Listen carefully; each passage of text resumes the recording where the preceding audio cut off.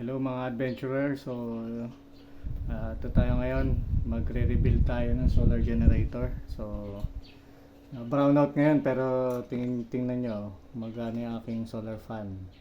So yan yung kagandahan na may solar, kahit brownout nagagamit.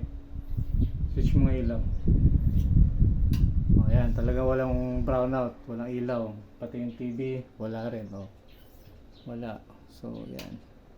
So ngayon lilipat ko siya sa solar generator. 'Di ba last time ginamit natin yung solar generator sa electric fan.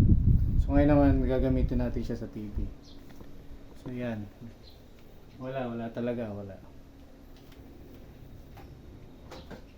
So ito na yung solar generator natin. So isasaksak lang natin dito. So yan, nag-on na. So mapapansin nyo, nag-red light na siya, Ngayon yung TV. So gumagana siya. Ayan. Meron na tayong TV. At the same time, meron din tayong ayan, hindi yan fake. So gumagana siya sa TV. Tapos sa wifi nagana rin. So check natin.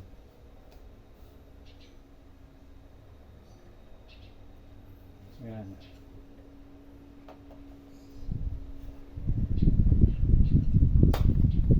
Wifi natin. So ito yung solar natin, kakabit natin siya dito charge. So yan. Pansin nyo guys, yan, nag-charge na siya. So lapit natin ng konti.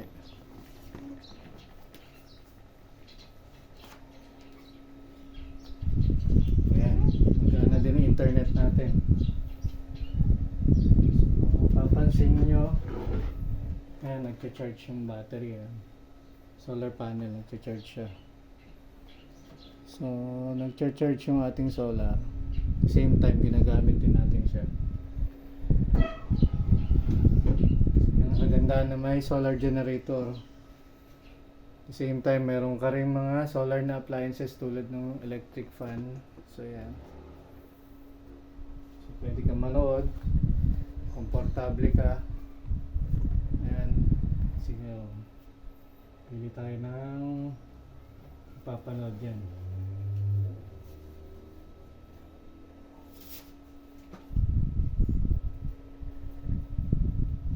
So gumagana lahat appliances natin kahit na brownout.